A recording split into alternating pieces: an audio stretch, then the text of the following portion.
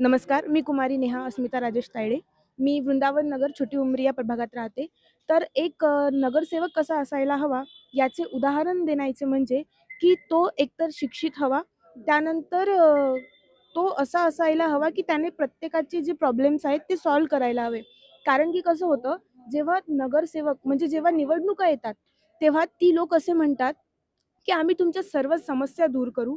परंतु सत्य जर पाहिलं आपण, तर त्याच्या मागचं सत्य असं असतं, की ते तेवढ्यापुरती त्यांना जनता दिसते आणि त्यानंतर जर आपण बघितलं, तर त्यांचं असं म्हणणं असते, की आता आम्हाला यांच्याशी काही गरज नाही. आमची सत्ता आलेली आहे. पुढच्या वर्षी जेव्हा परत निवडणुका येतील, तेव्हा आम्ही परत यांच्याकडे जाऊ आणि परत मग आमचे मतं जे आहेत ते यांच्यासमोर ठेवू.